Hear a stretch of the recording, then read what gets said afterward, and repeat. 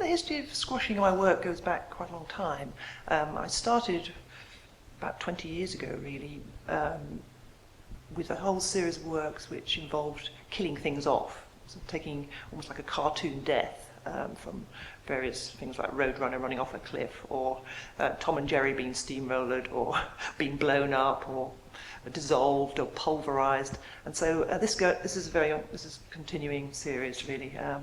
And the squashing, the first time I squashed something silver plate was in 1988 with a steamroller. It was only 10 tons, and the silver plate I used was very cheap. It had a very tiny budget for the project, and when the steamroller ran over the objects, some of them just disappeared into powder, and I couldn't quite understand why this was happening. And it was because some of them were cast, and cast objects, especially if they're low quality, will just disintegrate when pressure's applied. But then I wanted to use a more precise means of squashing, so I went to a sort of a big welding factory, and they had a 250-ton press, which they built a jig for me, and I started to squash things in a very precise way, with a lot more pressure, so they became a lot more flat. And so it became much more scientific. And that, in a way, changed the kind of objects I bought, because they had to withstand a lot more pressure, so they had to be more expensive and have much better solders and joints, because I didn't want them to break into pieces. I wanted to keep their identity as objects. So that, dictated the way I started looking at objects when I went buying. And there is a huge dropout rate. I'll squash many more objects than I can use. And then there's only a few objects that are squashed symmetrically, and those ended up in a piece like this, where symmetry is all. The Rorschach is something that I've used quite a lot in drawing, and folding the paper.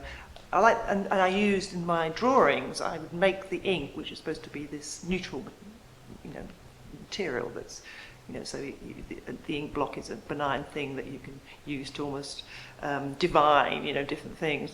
But I like the idea of making that thing, that medium, a loaded thing. So I've done Rorschachs with poison in them, or I've done Rorschachs with cocaine. And this piece, I just felt like there's some similarity between the very careful crushing, folding in on themselves of the objects, to the Rorschach as I was doing on paper. And so I like this idea that this is a loaded material too. You can't get anything more loaded with associations of silver objects. They have their identity in the world. And so the Rorschach is the opposite of that. It's trying to get identity from something that's bland and without form. And so I quite like this kind of contradiction, the fact that they're also reflective when the ink is the opposite. It's very deep and dark. But silver has this ability to go dark too. So if this was to tarnish, then it would be more like the ink blots. It'd be like this. But it has this other side. You can choose what side you want to present, really. I think the endless column is something that I've always loved as a piece of work, and it's hewn out of wood, and it's almost like an architectural column that goes up, could carry on forever. But I like the idea of making a recumbent one.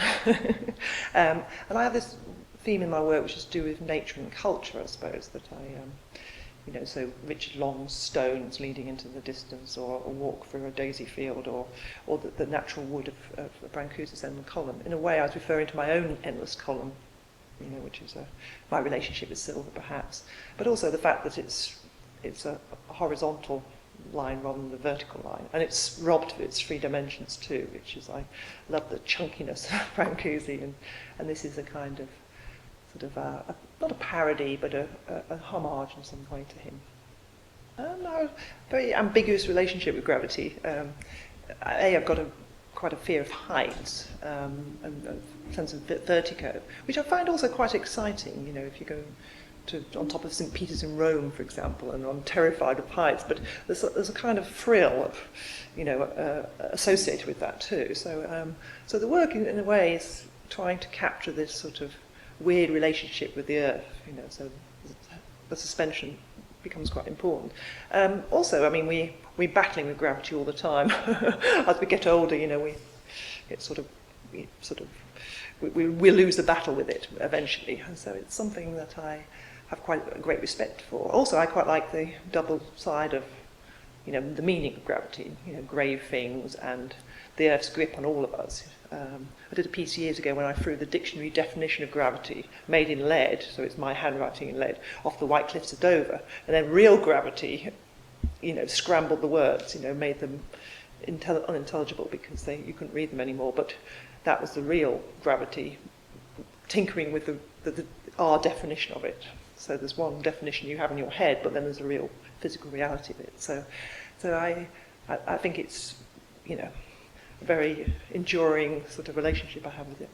These objects were beautiful before I had anything to do with them, but somehow I couldn't allow myself to like them.